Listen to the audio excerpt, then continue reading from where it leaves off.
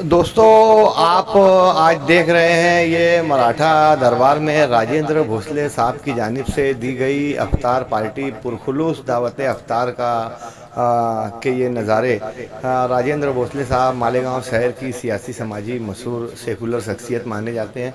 मालेगांव शहर के उर्दू दाँ तबके में भी बड़ी तादाद में इनकी मकबूलियत है। इनका हल्का अहबाब मालेगांव सेंट्रल में भी काफ़ी वसी है।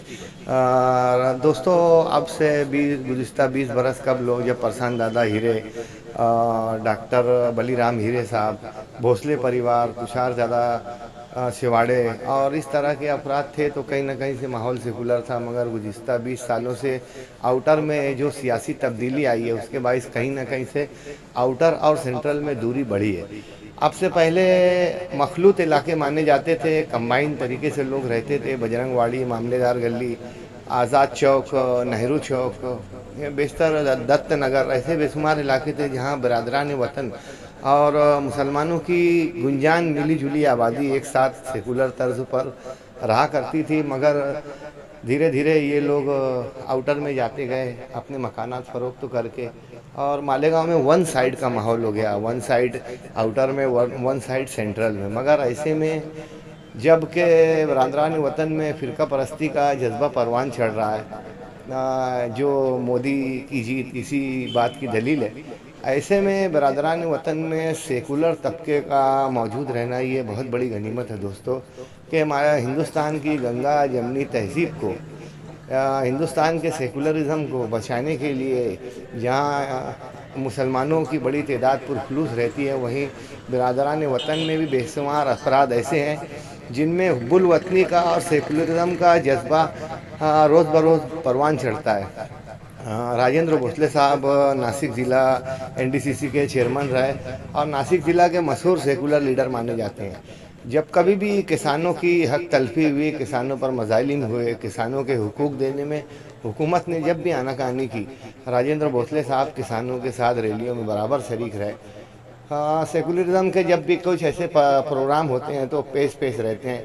हिंदुस्तान में जहाँ कहीं भी अक़लियतों पर फ़िरका परस्तों की जानिब से मज़ालिम ढाए जाते हैं तो बरदरान वतन की जानिब से नुमाइंदगी करते हैं राजेंद्र भोसले साहब। इंसानी जंजीर माजी में इन्होंने बनाई और कई प्रोग्राम हिंदुस्तान में जहाँ कहीं भी नागहानी वाक़यात हुए तो बेदार रहते हुए राजेंद्र भोसले ने मालेगांव में अनोखे तर्ज से संजीदगी से एहतजाज करके यहाँ बरदरान वतन की जानिब से भी उस मामले पर एहतजाज दर्ज करवाया।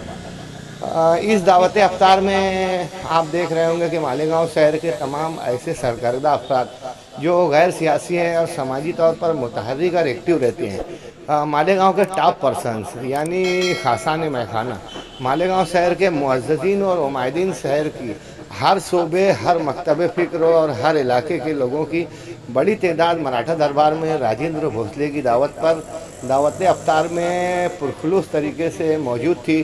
यहाँ अच्छी खासी ज़ियाफ़त और मेहमान नवाजी का अच्छा मेयारी स्टैंडर्ड नज़्म हुआ।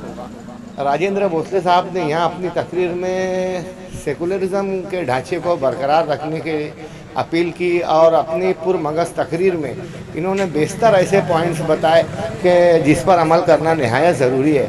उन्होंने नेहरू जी का हवाला दिया कि हिंदुस्तान को सेकुलर रखने में इन लोगों का क्या किरदार था और आज के लीडरान फ़िरका परस्ती फैला रहे हैं। ऐसे में आवाम की जिम्मेदारी है कि आपसी इत्तेहाद को, आपसी एकता को, आपसी भाईचारे को कायम रखें। राजेंद्र भोसले की तकरीर से बेशतर अफराद वहाँ मुतासिर हुए। तकरीब के दौरान आए हुए मुख्तलिफ लोगों में अलग अलग तरीके की चर्चा जारी थी। कुछ लोग राजेंद्र भोसले साहब से ये भी कह रहे थे कि आप सियासी प्लेटफॉर्म पर वाज़े तौर पर एक्टिव क्यों नहीं होते, सामने क्यों नहीं आते, समाज के मसाइल के लिए, शहर के विकास के लिए आपकी ज़रूरत है। राजेंद्र भोसले साहब आदत के मुताबिक मुस्कुरा दिए, बहुत कम बोलते हैं।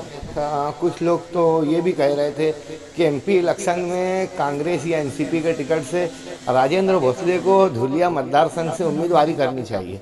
दोस्तों, राजेंद्र भोसले साहब के अंदर कामकाज के फॉलोअप का, प्रोसीजर का और दीगर सियासी समाजी तजुर्बात हैं। तंजीमों से अच्छा रब्ता है, काफ़ी वसी फ्रेंड सर्कल, उनके फॉलोअर्स की भी तादाद काफ़ी है। ऐसे में उनको समाजी खिदमत के लिए वाज़ेह तौर पर आगे आना चाहिए। कुछ लोग उनकी संजीदगी की, उनके कामकाज की काफ़ी तारीफ़ करते पाए गए।